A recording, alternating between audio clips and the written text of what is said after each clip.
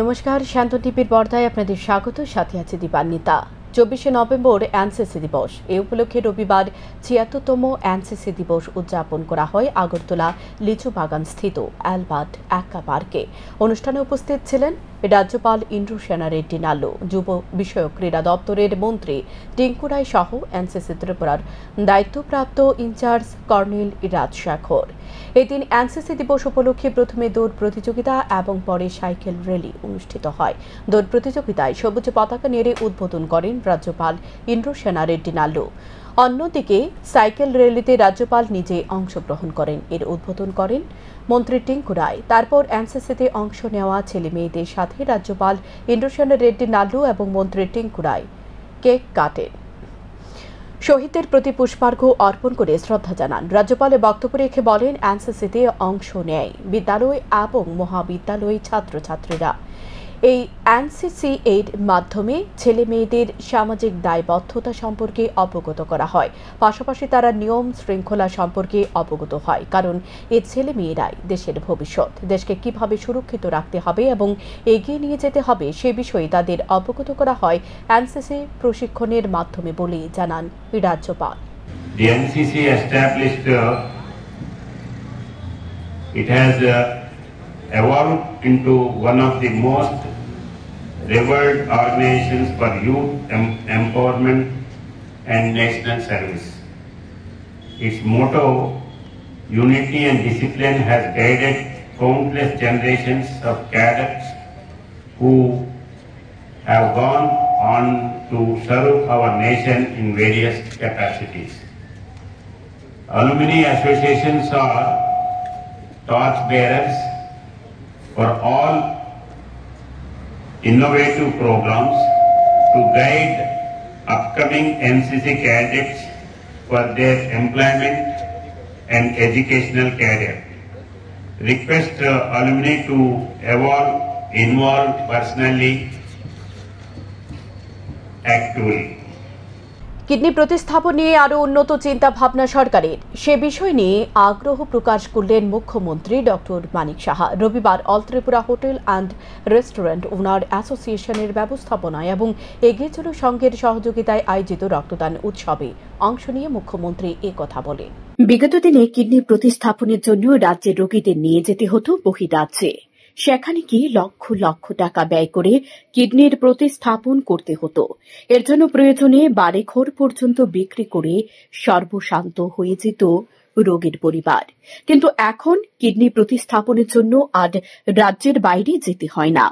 সম্প্রতি জিবি হাসপাতালে দুজনের কিডনি প্রতিস্থাপন হয়েছে। তবে পরিষেবা আরও কিভাবে উন্নত করা যায় সে বিষয় নিয়ে আগ্রহ প্রকাশ করলেন মুখ্যমন্ত্রী ডক্টর মানিক সাহা। রবিবার all Tripura hotel and restaurant owners অ্যাসোসিয়েশনের ব্যবস্থাপনায় এবং এগিয়ে চলো সংঘের সহযোগিতায় আয়োজিত রক্তদান শিবিরে অংশ নিয়ে মুখ্যমন্ত্রী কথা বলেন। এগিয়ে চলো সংঘে আয়োজিত রক্তদান উৎসবকে কিডনি প্রতিস্থাপন নিয়ে তিনি আরও বলেন, কিডনি প্রতিস্থাপনের দায়িত্বে থাকা মণিপুরের সিজা হাসপাতালের সাথে কথা হয়েছে। এ বিষয়ে মুখ্যমন্ত্রী জানিয়েছেন, রাজ্যের দুটি কিডনি প্রতিস্থাপনে সফলতা এসেছে। দুটি কিডনি বিনামূল্যে প্রতিস্থাপন করা হয়েছে জিবি হাসপাতালে। কিন্তু রাজ্যের বাইরে গিয়ে রোগীর পরিবার যদি কিডনি প্রতিস্থাপন করত তাহলে তাদের ৩৫ থেকে ৪০ লক্ষ টাকা ব্যয় হতো। সে অর্থ ব্যয় হয়নি রোগীর পরিবারদের। পাশাপাশি কিডনি প্রতিস্থাপনের দায়িত্বে থাকা মণিপুরের সিজা টিমের সাথে কথা হয়েছে কিভাবে মৃত ব্যক্তির কিডনি একজন কিডনি রোগীর শরীরে প্রতিস্থাপন করা যায়। সে বিষয় নিয়ে আলোচনার পর তারা জানিয়েছেন, প্রথমে কোনো ঝুঁকি নেবে না, কিন্তু রাজ্যের ডাক্তাররা যখন কিডনি প্রতিস্থাপনে পারদর্শী হবে এবং রাজ্যে রোগী বাড়বে তখন ধীরে ধীরে কিডনি প্রতিস্থাপন করার চেষ্টা করা হবে। তাহলে আর রাজ্যের বাইরে যেতে হবে না কিডনি প্রতিস্থাপনের জন্য, এমনটাই জানিয়েছেন মুখ্যমন্ত্রী ডক্টর মানিক সাহা। কারণ সবসময় তো কিডনি যে তার যে কিডনি দেওয়ার ক্ষেত্রে যে নিজেদের টুইন হলে সবচেয়ে ভালো হয়, বা ওনার রক্তের যদি মিল থাকে আত্মীয় স্বজনের মধ্যে হলে সেটা ভালো হয়। কিন্তু তাতে গিয়ে পরে কি হয়, কিডনি পাওয়াটা মুশকিল হয়। কিন্তু এখন বিজ্ঞান প্রযুক্তি এত বেশি ভালো হয়ে গেছে যে ইচ্ছা করলে মারা যাওয়ার পরেও অনেক সময় সেখান থেকেও কিডনি নেওয়া হয়।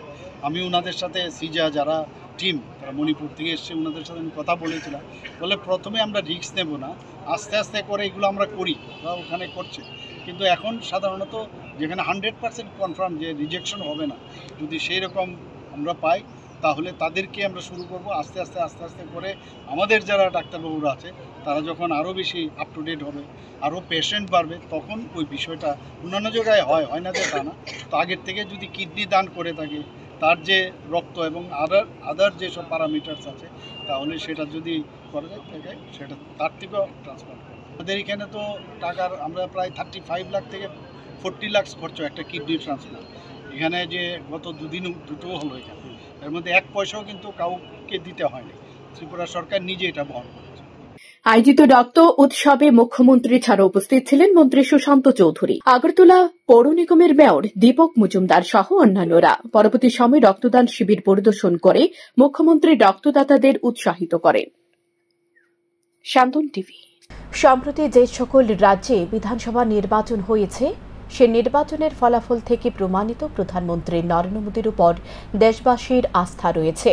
রবিবার বিজেপি 13 প্রতাপগড় মণ্ডলের 39 নং বুথে বিজেপি দলের কার্যকর্তাদের সাথে বসে প্রধানমন্ত্রীর মন কি বাত অনুষ্ঠান শোনার পর সেখানে বক্তব্য রাখতে গিয়ে এই কথা বলেন মুখ্যমন্ত্রী ডক্টর মানিক সাহা।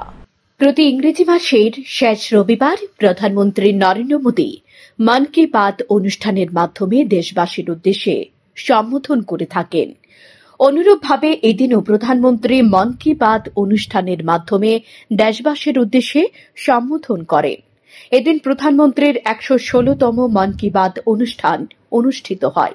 বিজেপি 13 প্রতাপগড় মণ্ডলের অন্তর্গত 39 নং বুথে এদিন মন কি বাত অনুষ্ঠান শোনার ব্যবস্থা করা হয়। সেখানে দলের কার্যকর্তাদের সাথে বসে প্রধানমন্ত্রীর মন কি বাত অনুষ্ঠান শুনেন মুখ্যমন্ত্রী ডক্টর মানিক সাহা। পরে অনুষ্ঠানে বক্তব্য রাখতে গিয়ে মুখ্যমন্ত্রী ডক্টর মানিক সাহা বলেন, কাজের কোনো বিকল্প নেই। প্রধানমন্ত্রীর উপর দেশবাসীর আস্থা রয়েছে। সম্প্রতি যে সকল রাজ্যে বিধানসভা নির্বাচন হয়েছে, সে নির্বাচনের ফলাফল থেকে তা প্রমাণিত। মুখ্যমন্ত্রী এদিন কংগ্রেস ও কমিউনিস্টদের সমালোচনা করে বলেন, ভারতীয় জনতা পার্টির কোনো বিকল্প নেই। গতানুগতিক কর্মসূচির বাইরে গিয়ে মানুষের সাথে সম্পর্ক স্থাপনের জন্য দলের কর্মী সমর্থকদের প্রতি আহ্বান জানান মুখ্যমন্ত্রী। বর্তমান ছেলেমেয়েদের মধ্যে অনেক উদ্ভাবনী চিন্তাধারা রয়েছে।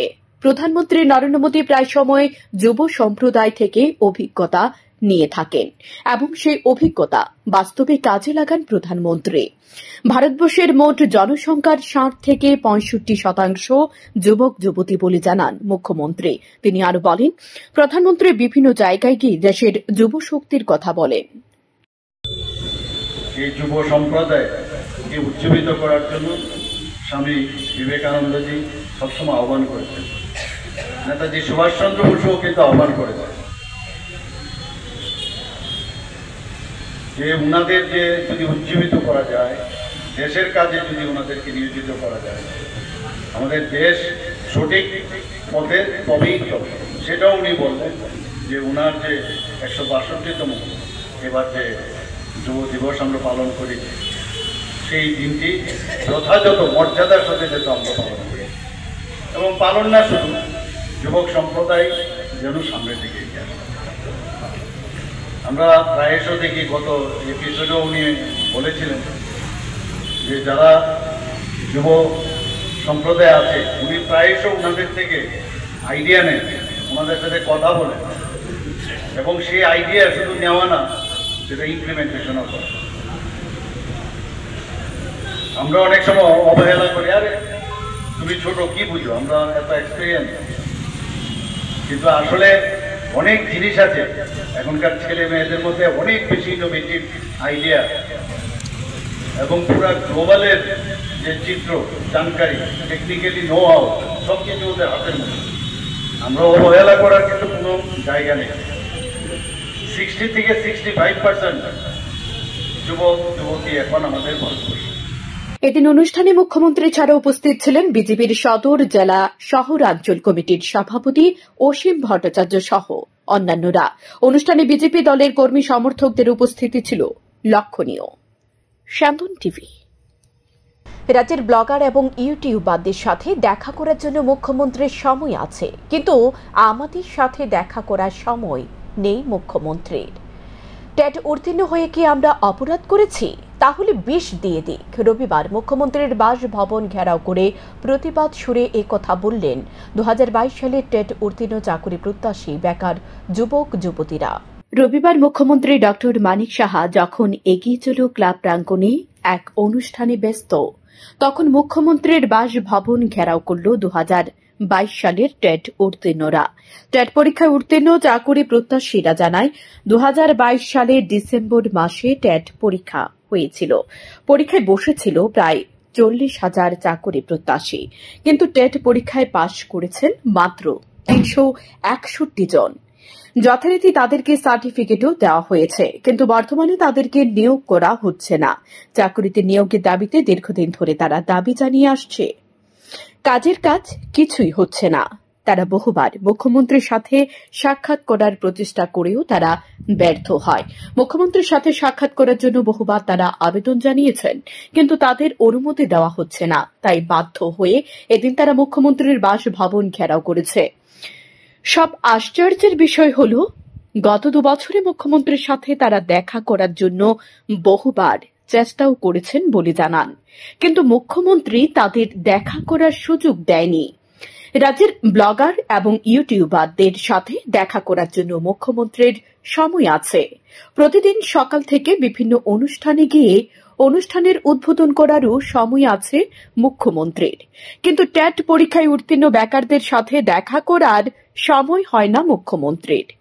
বিভিন্ন অজুহাত দেখিয়ে তাদের নিয়োগ না করে বছরের পর বছর এভাবেই কাটিয়ে দেওয়া হচ্ছে, এবং তিনি মুখ্যমন্ত্রী হওয়ার পর এখন পর্যন্ত কোনো শিক্ষক নিয়োগ প্রক্রিয়া সম্পন্ন করেননি। টেট উত্তীর্ণ হয়ে কি আমরা অপরাধ করেছি? তাহলে বিষ দিয়ে দিক। এভাবে ক্ষোভ প্রকাশ করেছেন এদিন।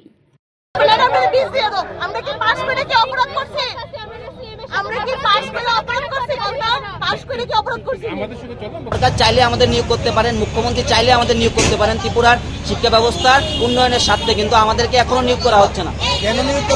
কেন নিয়োগ করা হচ্ছে না এ নিয়ে আমরা কিছু বলতে পারছি না। এটা একমাত্র আমাদের মাননীয় মুখ্যমন্ত্রী স্যারই বলতে পারবেন। মুখ্যমন্ত্রীর সাথে কি দেখা করেছেন? আমরা অ্যাপয়েন্টমেন্ট দিয়েছি 12 থেকে 15 বার। স্যার আমাদের সাথে দেখাও করছেন না, আমাদের সম্পর্কে কিছু বলছেনও না। কষ্টে তো তখন লাগে যখন স্যার দেখি আমরা যে বিভিন্ন অনুষ্ঠানে স্যার অনেক কিছু উদ্বোধন করতে যান, সময় আছে স্যারের কাছে।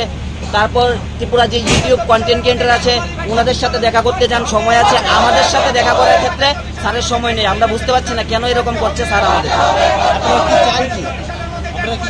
আমরা চাই অতি সত্বর জন্য আমাদের নিয়োগ করা হোক, আর ত্রিপুরা শিক্ষা ব্যবস্থার মানকে উন্নয়ন করার লক্ষ্যে আমাদের নিয়োগ করা হোক। টেট উত্তীর্ণ চাকরি প্রত্যাশীরা মুখ্যমন্ত্রীর বাসভবন ঘেরাওয়ের সংবাদ পেয়ে ঘটনাস্থলে ছুটে যায় পূর্ব আগরতলা থানার পুলিশ। শেষ পর্যন্ত পুলিশ টেট উত্তীর্ণ চাকরি প্রত্যাশীদের গ্রেপ্তার করে অস্থায়ী ডিটেনশন ক্যাম্পে নিয়ে যায়। পরে তাদেরকে বিনা শর্তে মুক্তি দেওয়া হয়। শান্তন টিভি। চেলিখোলা এলাকায় রাস্তায় দাঁড়িয়ে চাঁদা তোলার সময় যাত্রাবাহী অটো ধাক্কায় মর্মান্তিক মৃত্যু হয় এক যুবকের। মৃত যুবকের নাম সুজিত দাস। ঘটনা বিশালগড় থানার অন্তর্গত চেলিখোলা এলাকায়। জানা যায়, চেলিখোলা এলাকায় কয়েকদিন ধরে অনুষ্ঠিত হবে উৎসব। এই উৎসবকে সামনে রেখে শনিবার সন্ধ্যায় সুজিত দাস চেলিখোলা এলাকায় রাস্তায় দিয়ে গাড়ি থেকে চাঁদা তুলছিল। সে সময় TR073 নম্বরের একটি যাত্রীবাহী অটো তাঁকে সজোরে ধাক্কা দেয়। এতে গুরুতরভাবে আহত হয় সুজিত দাস। সাথে সাথে তাঁকে নিয়ে যাওয়া হয় বিশালগড় মহকুমা হাসপাতালে। হাসপাতালে কর্তব্যরত চিকিৎসক সুজিত দাসের অবস্থা আশঙ্কাজনক দেখে তাঁকে হাপানিয়া হাসপাতালে রেফার করে দেন। হাপানিয়া হাসপাতালে নিয়ে যাওয়ার সময় মাঝ রাস্তায় মৃত্যুর কোলে ঢলে পড়ে সুজিত দাস। বিশালগড় থানায় পুলিশ ঘাতক অটোটিকে আটক করেছে, তবে ঘাতক অটোর চালক পালিয়ে যেতে সক্ষম হয়। ঘটনাকে কেন্দ্র করে এলাকায় নেমে এসেছে শোকের ছায়া। 7টার পরে শুনছি আমার সুজিত দাস মনে একটা চিনি গাড়ি দাঁড়িয়েছে, 1200 টাকা দাঁড়িয়েছে।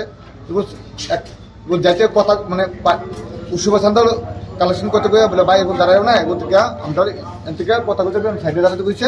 একটা অটো গাড়ি বোলার সাইড থেকে অটো গাড়ি বাড়ি দিয়া মানে বাড়ি দিছে, বাড়ি দিয়েছে হতে পারে সাইডে থেকে বাড়ি খাইতেই পারে, মানে সামথিং লাগছে। এমন যে ঘটনা এটা কইতাম পারি না। লাস্টে আমার মন কইছে ভাই মন ভাই নাই নাই বলে আমরা আইছি কইছে তা হয়নি। কি নাম মারা গেছে যে? সুজিত দাস। আরটিএ পেশেন্ট চিলগোলা বাজারে অ্যাক্সিডেন্ট হয়েছে, তো বিশালগড় হসপিটালে নিয়ে আসলো। মাথার মধ্যে সিরিয়াস ইনজুরি পেয়েছে আর বাম পায়ে। তো আমরা এখান থেকে প্রাইমারি ট্রিটমেন্ট দিয়ে পেশেন্টকে হাঁপানি হসপিটালে রেফার করা হয়েছে। লোকটা কি জীবিত আছে না মারা গেছে? আর শুনলাম যে মৃত। কি নাম? সুজিত দাস, 35 ইয়ার্স। মানে পরিবারের লোকরা কি জানিয়েছে, মানে কীভাবে দুর্ঘটনাটা হয়েছে? আর মোস্ট প্রবাবলি ওই অটো গাড়ির সঙ্গে ধাক্কা গেছে। বিলোনিয়া মধ্যপাড়ায় সৌরপালির বাসভবনে গিয়ে হুমকি দিয়ে যায় নিগো মাফিয়ারা। এমন একটি অভিযোগ এনে কিছু সংখ্যক নিগো মাফিয়ার বিরুদ্ধে বিলোনিয়া থানায় লিখিত মামলা দায়ের করা হয়। অভিযোগ, বিলোনিয়া মহকুমা নিগো মাফিয়ার মূল মাস্টার মাইন্ড অভিজিৎ দেবনাথ দল বল নিয়ে দিনের বেলায় সৌরপালের বাসভবনে আক্রমণ করে বলে অভিযোগ। সৌরপালের অনুপস্থিতিতে তাঁর মা ও পাড়া প্রতিবেশীকে অশ্লীল ভাষায় গালিগালাজ করে বলে অভিযোগ। জানা যায় সৌরপাল একজন ইঞ্জিনিয়ার। জানা গেছে বিলোনিয়ায় একটি ঠিকাদারি কাজের টেন্ডার ড্রপিং করাতে ঘটে বিপত্তি। এতে করে নিগো মাফিয়ারা কাজে নেগোসিয়েশন করতে না পারাতে অভিজিৎ দেবনাথের নেতৃত্বে দলবল নিয়ে সৌরপালের বাড়িতে আক্রমণ সংঘটিত করে বলে অভিযোগ। এ বিষয়ে সৌরপালের পক্ষ থেকে বিলোনিয়া থানায় একটি লিখিত মামলা দায়ের করা হয়। সৌরপাল এবং ওনার আত্মীয় পরিজনরা নিগো মাফিয়ারাজ নিরাপত্তাহীনতায় ভুগছে। ঘটনার সুষ্ঠু তদন্ত ও ঘটনার সাথে জড়িতদের দৃষ্টান্তমূলক শাস্তির দাবিতে আরক্ষা দপ্তর ও রাজ্যের মুখ্যমন্ত্রীর কাছে আবেদন করেছেন সৌরভ পাল ও তার পরিবার। আমি ফুটেজটা তখন পেয়েছিলাম না, পরবর্তী সময় পেয়েছিলাম আর তখন আমি জানতে পারলাম যে 2-3 জনের মধ্যে হয়েছে। উত্তম সাহা হচ্ছে 1 নম্বর। আর আমি যখন মামলা করি উত্তম সাহা, রাকেশ, রাজেশ পাল, আরেকজন কি জীবন দে, ঠিক আছে, এই 3 জনের নামটা আমার কাছে মানে মা চিনতে পেরেছিল। আর এই যে মূল যে ঘটনাটার মেইন নায়ক হচ্ছে অভিজিৎ দেবনাথ, বাড়ি বাঁশপাড়া কলোনি, ঠিক আছে। পরবর্তী সময় আমাকে মন্ডল অফিসের কাছে যখন হামলা করার চেষ্টা করে তখন তাদেরকে আমাদেরকে পার্টির কিছু লোক আমাকে সেখানে সেফগার্ড দেয়। তখন তারা যখন জিজ্ঞেস করে যে তোদেরকে কে পাঠিয়েছে, তারা তখন বলে, ওদের মধ্যে 1-2 জন বলে রাহুল চৌধুরী আর অলোক রয়। রাহুল চৌধুরী হচ্ছে বিলোনিয়া যুব মোর্চার প্রেসিডেন্ট এবং অলোক রয় হচ্ছে বিলোনিয়া মণ্ডলের সাধারণ সম্পাদক। এই দুজনে এই ঘটনা সংগঠিত করে এবং আমার বাড়িতে যে দুর্ঘটনা ঘটে ওটার সম্পূর্ণ নেতৃত্ব দেয় অভিজিৎ দেবনাথ। সম্পূর্ণ প্রমাণপত্র আমার কাছে আছে। আমরা কুকুরটা নিয়ে বাইরেছি, আর মধ্যে দেখি হয়েছে শোনা যাইতেছে তারা বাড়ির সামনে। তারা আগে এলাম, আয়াদীপ অনেক ছেলে ভাইটা নিয়ে গেটের সামনে প্রচুর লোক। আমি ঢুকতাম নিয়েছি, আমি ঢুকেন না, আমি হেরার কথা না শুনি আমি ঢুকছি। ঢুকে গিয়ে দেখি বাড়ি দিয়ে একদম ইয়ার মতো কাঁপতেছে। কিসে আমি ঘরে ঢুকছি, ঢুকে কয় আমনে বেরোন। আমি কিসে এই সরব কই, এই কই সেই কই, হেরে লোকে রাখছেন, এই আপনি ফোন করেন, হ্যাঁ মারাকে ফোন করে আমাকে রাখাও। তোমরা এতটি লোক যদি তোমরা একটা মহিলা শুধু ঘরে একা এইভাবে যদি তোমরা হইসি করো, মহিলা যদি স্ট্রোক করে তোমরা এটা করতে পারো, বাঁচে রাখতে পারবা, যাও বেরো না। আমনে কে আমার ধমকাইতেছে। আমি যাই, আমি প্রতিবেশী হিসাবে আইসি, প্রতিবেশী মানুষ দেখা লোক দেখে আমি দৌড়ে আইসি। তোমরা এতে বাইরো। অনেক গালাগালি করতেছে, এরারে খুব গালাগালি করতেছে, বেশি ভাষা গালাগালি করতেছে। 4 দিন আগে উদয়পুর রাজনগর গ্রাম পঞ্চায়েত থেকে এক মেয়েকে উদয়পুর সোনামুড়া চৌমনি এলাকায় বিমল হোসেন পোদ্দারের ভাগিনা আক্তার হোসেন ভালোবাসা সম্পর্কে গড়ে তোলে তাঁকে নিয়ে পালিয়ে যায়। এ নিয়ে উদয়পুর মহিলা থানায় মামলা করা হলো। অভিযুক্তের পুলিশের গ্রেপ্তার করতে না পেরে অবশেষে মেয়েটির পরিবার উদয়পুর হিন্দু জাগরণ মঞ্চের প্রতিনিধিদের কাছে সাহায্যের জন্য যায়। ফলে হিন্দু জাগরণ মঞ্চের প্রতিনিধিরা রবিবার উদয়পুর মহিলা থানায় দ্বারস্থ হয়ে অভিযুক্ত আক্তার হোসেনের বিরুদ্ধে বিক্ষোভ প্রদর্শন করে মহিলাকে উদ্ধারের দাবি জানায়। যখনই তোমরা ফেসবুক বা ইনস্টাগ্রাম ইউজ করবা তখন যার লোকই কথা কইবা, আগে তার সব পরিচয় জানিয়ে লইবা যে আসলে কি হিন্দু নাকি কোন মুসলিম না খ্রিস্টান। ঠিক আছে, যেহেতু সবাই ধর্ম লয়ে আমরা কাজ করতেছি, মুসলমান ধর্ম লয়ে কাজ করে, হিন্দু ধর্ম লয়ে কাজ করে, খ্রিস্টান ধর্ম লয়ে কাজ করতেছে, তো আমার ধর্মের মধ্যে গেলে আঘাত হইব, আমার সনাতন ধর্মভিত্তিতে গেলে আঘাত হইব। এটা আমরা আমার সনাতন ধর্মভিত্তিতে আঘাত আমরা বরদাস্ত করতাম না। অনেক হয়েছে, তো আমরা এটা এমনি এইভাবে ছেড়ে দিতাম না। আজকের দিনে এইভাবে ছেড়ে দিতাম না। যার যার ধর্ম আছে, যার যার মেয়েরা তারার লোকে তোমরা রিলেশন করো। আমার ধর্মের মেয়েরা লিয়ে লেগা তোমরা চিনি কিনে গেলবা। আজকে মানুষকে লেগা এই বিষয়টা লিয়া আয় না। সমাজের সব মানুষের কাছে বার্তা দিতেছি আমি সমাজের প্রত্যেকটা মানুষের কাছে বার্তা দিতেছি, প্রত্যেকটা সনাতনীর কাছে বার্তা দিতেছি যে নিজের ধর্মরে বাঁচাও, নিজের ধর্মরে বাঁচাও, নিজের সংস্কৃতিরে বাঁচাও, নিজের ঘরের মেয়েরারে বাঁচাও। আজকে নিজের ঘরের মেয়েরারে নিয়ে চিনিগিলি খেলা হইতেছে। তোমরা চুপ করে সমাজের ভিতরে বয়ে দিছ। বাড়ির মধ্যে পূজা করে কী লাভ হইব? বাড়িতে পূজা করে কী লাভ হইব? বাড়িতে আমি ঠাকুরের পূজা করতেছি, আমি বিভিন্ন র্যালি করতেছি, এ করতেছি, কী হইব? আমার ধর্মের মেয়েরা লিয়ে যেতেছে গা। তো সমাজের মধ্যে যে এত জাগ্রত করার চেষ্টা করতেছে মানুষ, ট্রাই করতেছে, কিন্তু আমরা কই জাগ্রত হইতেছি? আমরা কই জাগ্রত হইতেছি? আমার ধর্মের লিয়ে কেড়ে চিনি খেলা হইব বারবার, প্রত্যেকবার, প্রতিনিয়ত। মুঘল সম্রাট থেকে শুরু করে এখন পর্যন্ত কেলে আমার ধর্মের ভিত্তিতে আঘাত হইব। রবিবার রাজধানী গীতাঞ্জলি গেস্ট হাউসে রেঞ্জার অ্যাসোসিয়েশনের ৪র্থ বার্ষিক সম্মেলনের আয়োজন করা হয়। এদিনে ৪র্থ বার্ষিক সম্মেলনে প্রধান অতিথি হিসেবে উপস্থিত ছিলেন রাজ্যের বনমন্ত্রী অনিমেষ দেববর্মা, IFS RK সামাল, অল ইন্ডিয়া ফরেস্ট অফিসার্স ফেডারেশনের কোষাধ্যক্ষ সুন্দর সিন্ধু, ত্রিপুরা ফরেস্ট রেঞ্জার্স অ্যাসোসিয়েশনের সভাপতি সুমন ভৌমিক, সাধারণ সম্পাদক জগৎ বাহাদুর দেববর্মা সহ অন্যান্যরা। বনমন্ত্রী অনিমেষ দেববর্মা বক্তব্য রেখে বলেন, রেঞ্জার অ্যাসোসিয়েশনের সম্মেলন কিছু গুরুত্বপূর্ণ বিষয় সম্পর্কে অবগত করতে তিনি অংশ নিয়েছেন। কারণ রাজ্যের বনজ সম্পদ রক্ষা করার দায়িত্ব সকলের। তারপরও রেঞ্জাররা বন যাতে ধ্বংস না হয় তার জন্য দায়িত্ব পালন করে চলেছে। আগামী দিনে ত্রিপুরার বন রক্ষা করতে তারা বড় ভূমিকা পালন করবে বলে অভিমত ব্যক্ত করেন তিনি। খুব আনন্দিত যে প্রথমবার এই ধরনের একটা সম্মেলনে রেঞ্জার্স অফিসার্স অ্যাসোসিয়েশনের পক্ষ থেকে যে সম্মেলনটা হচ্ছে, এখানে খুব চেষ্টা করে আসতে পারলাম। আজকে প্রথমবার ফ্র্যাকচার হওয়ার পর আজকেই বেরিয়ে এলাম এবং এই অ্যাসোসিয়েশনের কয়েকটি কথা বলবো আজকে। যে বন রক্ষা করা এবং আমাদের যে দায়িত্ব, রেঞ্জ অফিসার যে দায়িত্ব, সেই দায়িত্ব যেন ওনারা ভালোভাবে পালন করতে পারেন। এজ এ মিনিস্টার আমি ওনাদের উৎসাহ দেওয়ার জন্য এবং বনজ সম্পদ রক্ষার যে গুরু দায়িত্ব আমাদের কাছে আছে, এই গুরুত্বটা তাদের বোঝানোর জন্য বলবো না, আমার নিজস্ব যে কতগুলি পয়েন্ট, সেই পয়েন্ট ওনাদের সামনে তুলে ধরব। নাবালিকার বিয়ে রুখে দিল চাইল্ড লাইন ও কলমচূড়া থানার পুলিশ। শনিবার রাতে কলমচূড়া থানার পুলিশ গোপন সংবাদের ভিত্তিতে জানতে পারে বক্সনগর আশাবাড়ি এলাকায় এক নাবালিকার বিয়ের আয়োজন করা হয়েছে। এই খবর পেয়ে কলমচূড়া থানার পুলিশ চাইল্ড লাইনের কর্মীদের নিয়ে নাবালিকার বাড়িতে ছুটে যায় এবং নাবালিকার বিয়ে রুখে দেয়। নাবালিকা পুলিশকে জানায় তার মায়ের অনুপস্থিতিতে তার বাবা, পিসি সহ পরিবারের অন্যান্যরা তাঁকে বিয়ে দেওয়ার উদ্যোগ গ্রহণ করেছে। চাইল্ড লাইন ও কলমচূড়া থানার পুলিশ নাবালিকার বিয়ে বন্ধ করে দিয়ে নাবালিকার পরিবারের লোকজনদের কঠোর নির্দেশ দেন, নাবালিকার বয়স 18 বছর পূর্ণ হওয়ার পূর্বে যেন নাবালিকাকে বিয়ে না দেওয়া হয়, তার জন্য নাবালিকার পরিবারের লোকজনদের সতর্ক করে দেন। দেখতো মানে তারা আইয়া একবারে বিয়ে করে নিয়ে যাবো, এদিকে রাখা যেত না। এটার মধ্যে আসছে এটা আমার কোন একটু ঘটক যে এটার মধ্যে তোমার চাপসি নাম কও, কি কি হয় তোমার? কাকা, বাবু, হ্যাঁ তারাই। আর বাইরের মানুষ ছিল, ঘটক ছিল। বাইরের মানুষের তীরে তো পরে ধরতেছি। আচ্ছা যাক, তুই কর থেকে।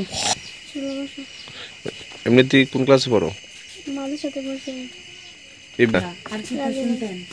গ্রেড পে বঞ্চনার দাবিতে সরব হলেন বিশালগড় ইউনিটের অধীন বিজ্ঞান শিক্ষক অ্যাসোসিয়েশন।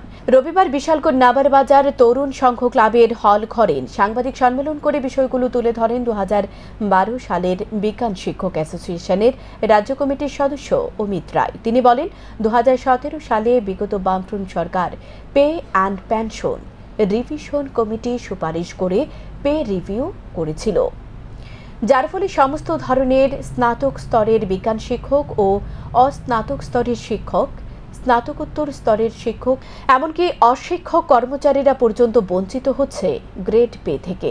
বামফ্রন্ট সরকারের এসিপিতে গ্রেড পে স্থির করে দেওয়ায় এমন শুধু বিজ্ঞান শিক্ষক নয়, সমস্ত স্তরের শিক্ষকদের গ্রেড পে স্থির হয়ে আছে, যার ফলে বঞ্চিত হচ্ছে তারা। বর্তমান সরকারের কাছে বিশালগড় বিভাগের অধীনে স্নাতক স্তরের বিজ্ঞান শিক্ষক অ্যাসোসিয়েশনের দাবি, যাতে করে বর্তমান সরকার এই নীতি পরিবর্তন করে তাহলে উপকৃত হবে শিক্ষকরা, তাদের গ্রেড পে আর স্থির থাকবে না বলে জানান। আর বলেন, বিশালগড় ইউনিটের অধীন স্নাতক স্তরের বিজ্ঞান শিক্ষক অ্যাসোসিয়েশনের আগামী 5 বছর রাজ্যের সমস্ত সরকারি স্কুলগুলোতে একটি করে বটগাছ লাগাবে এবং সেগুলো রক্ষণাবেক্ষণ করে যত্ন করে বড় করে তুলবে। আয়োজিত সাংবাদিক সম্মেলনে এছাড়া উপস্থিত ছিলেন বিশালগড় ইউনিটের বিজ্ঞান শিক্ষক অ্যাসোসিয়েশনের সভাপতি হারাধন দেবনাথ এবং সম্পাদক উত্তম দেবনাথ। ব্যাপারটা হলো, যখন pay and pension revision committee বামফ্রন্ট সরকার 2017 সালে করেছিল, তার ভিতরে কি হয়েছে যে গ্রেড পেটা আমাদের ফিক্সড করে দিয়েছে। আমরা এখন আমরা এমএসিপি পাচ্ছি, এমএসিপি পাওয়ার পর কি হতো, গ্রেড পেটা চেঞ্জ হয়ে যেত। আগে যেটা আগে এসিপি ছিল, এখন এটা এমএসিপি হয়েছে, তো আমাদের ক্ষেত্রে সেটা ফিক্সড হয়ে গেছে। শুধু আমরা না, সমস্ত স্তরের কর্মচারীদের ক্ষেত্রে এই গ্রেড পেটা ফিক্সড হয়ে গেছে। যেহেতু আমরা সায়েন্স টিচার অ্যাসোসিয়েশন 2012 প্ল্যাটফর্ম থেকে কথা বলছি, তার জন্য আমাদের কথাই আমরা আগে বলছি। সব স্নাতক শিক্ষক, স্নাতকোত্তর শিক্ষক এবং প্রাইমারি শিক্ষক সবাই বঞ্চিত হচ্ছেন এবং সব অশিক্ষক কর্মচারীরাও বঞ্চিত হচ্ছেন। আপনাদের মাধ্যমে আমরা সায়েন্স টিচার অ্যাসোসিয়েশন 2012 প্ল্যাটফর্ম থেকে সরকারের কাছে এই কথাটি পৌঁছাতে চাই, সরকার যাতে আমাদের যে এই গ্রেড পের বঞ্চনা, সেই বঞ্চনাটা দূর করার জন্য আমাদের প্রতি ইতিবাচক মনোভাব পোষণ করে। রাজ্যের দৃষ্টিহীনরা শিক্ষা ও কর্মসংস্থান সহ বিভিন্ন ক্ষেত্রে সুযোগ সুবিধা নিয়ে বঞ্চনার শিকার হচ্ছে। বিভিন্ন সময় তারা রাজ্যের মুখ্যমন্ত্রীর কাছে দেখা করে সমস্যার সমাধান করার জন্য আলোচনা করতে চেয়েছে, কিন্তু দেখা করার সুযোগ পায়নি। রবিবার অল ত্রিপুরা ব্লাইন্ড অ্যাসোসিয়েশন চতুর্দশী ত্রিবার্ষিক রাজ্য সম্মেলনে একথা বলেন আইনজীবী পুরুষোত্তম রায় বর্মন। তিনি জানান, রাজ্য সম্মেলনে অংশ নিয়ে তাদের কাছ থেকে একথা জানতে পেরে তিনি অত্যন্ত আহত হয়েছেন। মুখ্যমন্ত্রীর উদ্দেশ্যে তাঁর একটাই অনুরোধ, অবিলম্বে যাতে তাদের দেখা করার সুযোগ দেন বর্তমান মুখ্যমন্ত্রী ডক্টর মানিক সাহা। বিশেষ করে তাদের যে সমস্ত সমস্যা রয়েছে সেগুলো যাতে দ্রুত সমাধানের উদ্যোগ নেয় মুখ্যমন্ত্রী। এদিনের আয়োজিত সম্মেলন থেকে দৃষ্টিহীনরা তাদের নানা সমস্যার কথা তুলে ধরেন। অল ত্রিপুরা ব্লাইন্ড অ্যাসোসিয়েশনের চতুর্দশ ত্রিবার্ষিক সম্মেলন, এই সম্মেলন আমি উপস্থিত হয়েছি। সম্মেলনে কিছুক্ষণ পূর্বে সমিতির সম্পাদক তার সম্পাদকের রিপোর্ট পেশ করলেন। সেই রিপোর্টে একটা বিষয় জেনে আমি খুব আহত হয়েছি যে তারা গত 7 বছর ধরে আমাদের রাজ্যের মুখ্যমন্ত্রীর সাথে দেখা করার জন্য চেষ্টা করছেন, কিন্তু গত 7 বছরে তারা একবারের জন্য মাননীয় মুখ্যমন্ত্রীর সাক্ষাৎকারের সুযোগ পাননি।